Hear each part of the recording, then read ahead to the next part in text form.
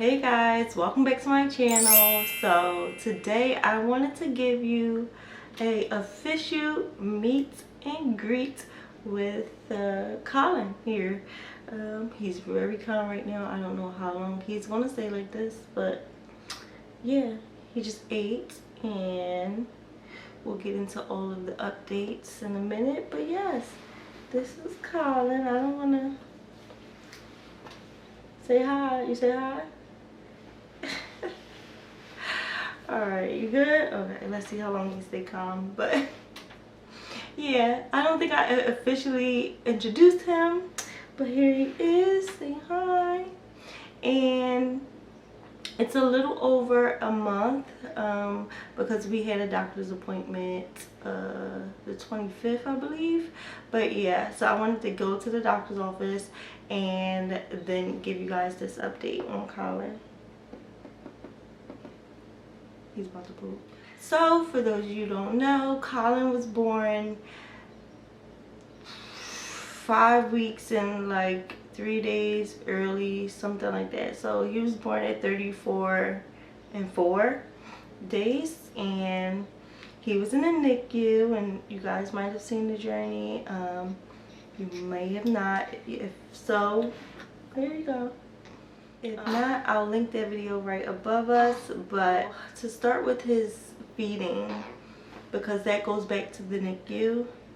When he got to the NICU, they called me because I was still in the other hospital, and they asked me did I want to do donor milk, which I didn't even know was a thing, or formula. And my views on feeding might be different from everybody else's, but I believe fed is fed, and whatever is best for your baby, in your opinion, is best for your baby, and that's it. So when they asked me that, I was a little thrown off, and they actually asked Shook first, and Shook was like, wait, I'm gonna call my wife. Hold on, boo boo. So once she asked me that question, I was like, donor milk? Like, what do you mean? Like, it's breastfed, it's milk, it's breast milk, it's screened, it's all of that stuff. My first question was, is it healthier than formula? And she said, yes, this is healthier than formula. It's missing, you know, some properties or whatever, I don't know, but it's still healthier than formula. So, you know what? Give my baby donor milk. And it wasn't a very hard decision for me. It might be for other moms, but I know formula wasn't what I wanted to do ever. So in the hospital, in the NICU, we also got to a certain point where, okay, you don't want it? All right. We also got to a certain point where he was ready to go home, and they don't transition babies home. There you go. With donor milk, they actually put them on formula if the mom is not making enough milk. And at that time, I was not making enough milk to keep up with his feeds, because he started at like, I want to say like 10, 15 mLs, and I didn't know what mLs was or anything like that. Like, how much milk is that, right?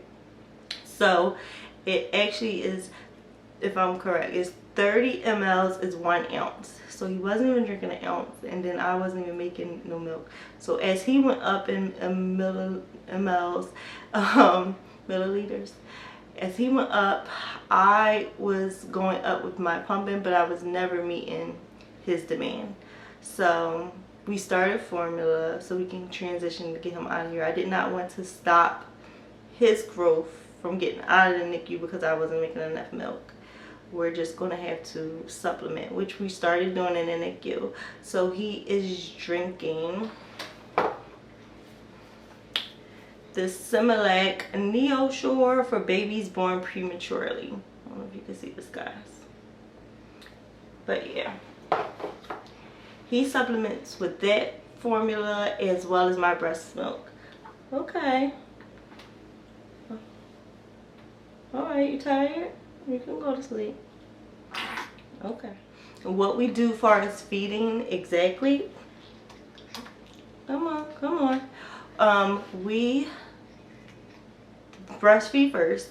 We do that, and then we give him a bottle of milk. So I already make it like they do in the NICU. They make it ahead of time and just pour bottles and warm them up as they need it.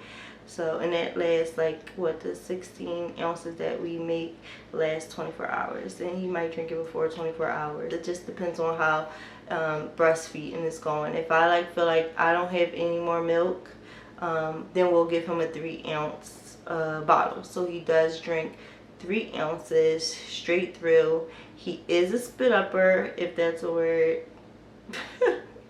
But yeah, and the doctor, I brought it up to the doctor, his doctor's appointment, and they was saying that he could possibly be, you know, his digestion tract and all of that might not just be fully developed, so he just might be spitting up and it'll go away eventually. Because I was like, how do you know if he has reflux? Like, how do you know if, you know, it's the milk, or just, well, you know, I just have like questions. But besides that, he do pretty good in the milk. He's not projectile vomiting. Sometimes it's wet burps, sometimes it's throw up, like a lot, but nonetheless, he's still good. He's gaining weight. Yes, tell him you're, oh bless you. Yeah. All right, we had to get him together. But like I was saying, he is gaining weight, so they're not really worried about him spitting up, and we're going to try to get him off of formula by like after like month 2. Okay, come on.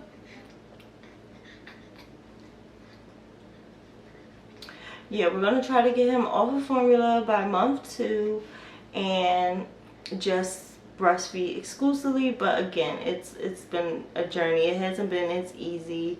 I feel like as it was with Ken, just being as though I didn't have him initially with me through the night just to constantly feed. Come on, it's okay. But yeah, it's been a little harder for me, and it's just, I feel like it's not enough time in the day to pump. Like, it's just not like like pump every 2 hours and feed and get everything else done. It's just been rough, but I'm not gonna give up. So yeah, we're gonna hopefully get him off of formula. But again, fed is fed. Like, as long as he's growing and doing everything he's doing amazingly, I'm not really worried about it. But it's just that, like, I don't want to keep paying out of pocket for formula, like, so. Oh yeah, I did start a supplement from Target. It's like milk something, I don't know. It's the only supplement they have there with the lactation cookies. It's the same brand, so you'll see it. I'll link it down below because I've totally forgot the name, but I have started taking it. So I haven't really seen a difference, and I might have to change supplements. So yeah, we'll see about that. But yeah, we're going to try to get him off of there, and I'm going to try to pump more and breastfeed more. But like I said, he's gaining weight. He was, when he left the NICU, he was 5.7. And now he has, which I feel like was like 3 weeks ago, something like that. He is now 7.15. So just an ounce away from being 8 pounds. So he's definitely got bigger. He was in some preemie clothes, and he still fits some preemie stuff, but he is transitioning into his newborn thing, so that's a blessing, right? Like, your little newborn outfits, you like them? Yeah, he still might not be able to fit like his 3 to 0 months by the end of the summer, but we'll see. I don't know how it goes. As far as him throwing up, because I feel like he does get a little gassy from the formula, I just bought some of this grape water. So yeah, I've used that before with Ken, and it worked. Only had to use it like 3 times in like the newborn stage, and she was good. And again, she was breastfed exclusively 6 months. So yeah, maybe my babies just be gassy. As far as him sleeping, he's definitely up through the night. Like, me and him be up several hours. He wakes up, I mean, on a good night. Some nights is every hour, some nights is every 2 hours, every 3 hours. Is really unpredictable right now. It really is. Like, he acts like he want to sleep in bed with me, and I don't want to sleep. I don't want to co-sleep. I am guilty of that with Kennedy as well, just breastfeeding through the night, laying down on our side, on my side, yeah, his side too, but I don't want to do that. So we've been using the DockATot. He sleeps better in the DockATot, and again, you're not supposed to put your DockATot in the bassinet, the Halo bassinet, but we do it, and again, he sleeps better in that, so that's what we do. We do have the newborn insert for the what do you call it, the Halo bassinet. We have the newborn insert, but it got dirty from him spitting up, so we had to wash it. So I'm gonna put that back in and see if he okay, calm down. Here you go, here you go. I'm gonna put that back in and see if he likes to sleep in that as well. But yeah, we're slowly but surely, like I said, I'm getting to know his cries, and like I said, he's been gassy, so he's up longer when he's gassy, and he's much fussier, of course. But yeah, we're just trying to get him to know day from night, slowly but surely. So again, we keep it loud in the daytime and quiet at night. I'm also starting to use his like sound machine, like a soother. Come on, hold on. Okay. Okay. Shh. He's about to go to sleep, but yeah, I also started using his sound machine, so that does help a little bit. So yeah, that's our sleep pattern. Like, the nights that I don't get sleep, Shug wakes up on the weekends with the kids, and he takes them downstairs. But yeah, Kennedy comes in our room, and she gets in our bed at 6:30, 7 o'clock, and she doesn't go to sleep. So then if she sees the baby, so she doesn't want to go to sleep, because sometimes she will go back to sleep, but that stopped since the baby's been in our room. And the baby Colin, it stopped since Colin has been in our room, and we're all just headed downstairs after that to start our morning. I mean, everybody except Shug. He has to be to work, so we let him sleep in. But again, I sleep in on the weekends or whenever he's not at work. It's just all over the place. And again, some days we're all up early. Some days I get to sleep in and Shug is up early with the kids. But yeah, we don't know. We're getting together and getting our pattern together. But I definitely want to go by a eat, wake, sleep pattern. So once he eats, keep him up as long as I can, and then he'll go to sleep. In his swaddle, he does sleep in his swaddle. I feel like he sleeps better like that. Sometimes he gets his arms out, sometimes he doesn't. It depends on the night. It's so unpredictable right now. But yeah, even with breastfeeding, he is less spit uppy when he's breastfeeding. It's really just, most of the time it's on when he's drinking formula. So that's why I want to stop completely. As far as his skin, he is still peeling in certain areas, and he's actually getting baby acne. We talked to the doctor about it as well, and you know, they just prefer you to just wipe his face off with a, you know, warm rag, no soap or anything, and not to put anything on it. I'm big on not putting all those chemicals on your baby initially when they're born. I know you want them to like smell good and, you know, smell like that fresh clean baby, but besides, you know, what you wash them up in, like that's just all we use. Haven't really used lotion on them yet, or like Aquaphor, any other stuff that you use. We just wash them up, and then the days we don't wash them up because, you know, they don't need to be washed up a lot, they not doing anything, we just wipe them down. So especially under his neck because he's a thrower again. And I'll insert a clip of his baby acne. There was some stuff that I heard that was really good. I think it's called So Luxury or So Luxury, something like that. But it's something about oats and everything for your skin and baths she takes. I might look into that and see if that helps. If you guys know anything that helps with baby acne, please let me know down below. Kennedy had it real bad. I think he's just starting to get it, but we'll see how that goes.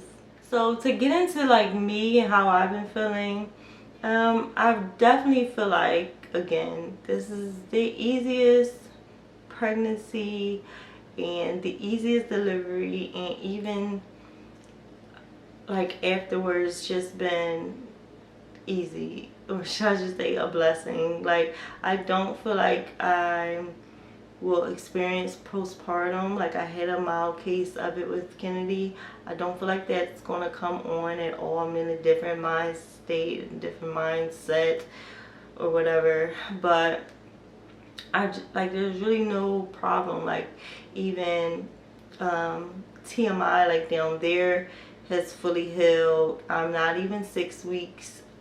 I'm not even 6 weeks postpartum, and I am back working out. I did like 1 week, like during the 4th week, I just did it like stretched every day, and my pelvic area, definitely, you can definitely feel the soreness in it, the stiffness I should say in it. But after stretching for 3 days and like doing some yoga, it really stopped like hurting. But then I stopped after that, so then I started running, so I could feel it a little bit, but it's like nothing too crazy, just a little stretch. And I'm not surprised because I went through this after I had Kennedy as well, when I started to work out, and I was after 6 weeks, and that whole area was still hurting and sore. So yeah, I guess it's just something I guess you gotta go through, or I gotta go through. I feel pretty good. Like I said, the only thing that I feel like is different than with Kennedy, because I can barely remember Samara, but the only thing that's different I feel like is because I had him early, I didn't get to the stage in my pregnancy where, where sleep was an issue. So, you know, once you get to those last few weeks, you start getting up in the middle of the night, having to pee, you're just uncomfortable, and you're not getting no sleep anyway when you're pregnant. And then you have the baby and he comes home with you and you're not getting any sleep, so it's like, oh, this is regular. Well, to me it was. I wasn't getting no sleep when I was pregnant with Kennedy, and then she came home, and I, you know, it's the same thing. I wasn't getting no sleep. But this time, what's the matter? You okay? You okay? This time was a little different. Like, I was getting sleep. I had him, still was getting sleep because he was in the NICU. And then he came home, and it was like a complete shock to my body, I feel like, not to get any sleep. And I am irritable. Well, I was irritable at first, but like I said, Shook started taking over because he still was home at the time. So he started, you know, waking up with the kids every morning, and then I was sleeping in the afternoon, and that became my routine, and it helps a lot.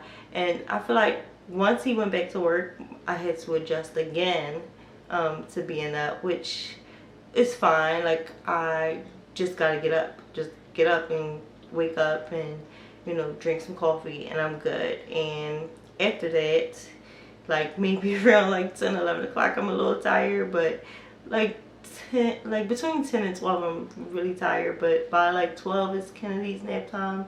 So again, sometimes I nap with the kids, sometimes I don't nap with the kids because I'm doing stuff. It just depends on how the day go.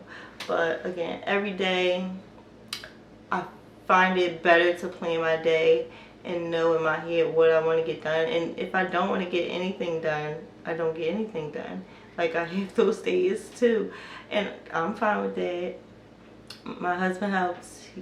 He helps, so it's okay. But yeah, I'm in a better mental space now, and I just personally think, not saying I'm going from 1 to 2 kids, because Samira is mine and I definitely pushed her out as well, but I had so much help with her, living with my mom and brothers and sisters, that this with Kennedy, it just was harder adjusting to having one little kid, one newborn to take care of with no help. Like, I feel like now, well, not no help, because again, my husband is here, Samira's here, but you know, they're going in the daytime, so that was harder to adjust with Kennedy, like just trying to figure out our rhythm and how our day goes. But now I feel like it's way more easier with 2 little ones, which might sound even crazier, but I feel like I'm a pro at this point. Like I said, I plan the day out. Some days the day don't go as planned, some days it does. I get what I can get done, and some days if I say I'm not doing anything, I won't do anything. I don't over stress myself about it. But if you know me, I feel like something gotta get done, because if you let everything fall to the wayside, then it's a whole disaster, which y'all seen my bedroom. It was a disaster because I took too many days off, like, and I had to fix it, because then it's gonna drive me crazy. So yeah, Colin, he gets his shots next month, and I don't even think we're going to migrate him into the community yet. Because the world did open back up. Well, our state is down green, so even though he'll get his shot soon, we're still probably going to keep him at home, like compared to what we did with Kennedy. She was out here. But besides that, Kennedy and Samira is excited to have a little brother.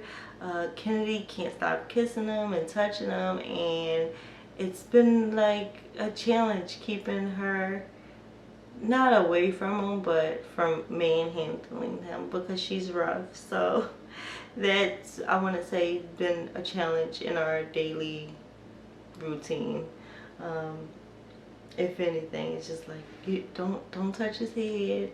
You know, she wants to kiss him all the time, so she's super excited. And Samira wants to dress him all the time and think he's a little baby doll. But yes, everybody's super excited and glad that he's home, and I can't wait till he just like get bigger so he can be running around here too with Kennedy. I think it's going to be like really exciting. Yeah, that pretty much sums up this video, guys. I hope you subscribe and stick around to watch Colin grow into the handsome young man that he's gonna grow into, right? Because I can't wait to see it, so I hope you guys can either. But again, don't forget to like and share this video, and also comment. I respond to all the comments down below. Sometimes I see them a little late just because of how the settings are on YouTube, but no matter what, I'll still comment, and I just like talking to you guys. So please feel free, if y'all have any suggestions on how to get my milk supply popping, let me know. But yeah, I'll see you guys on the next video. Bye.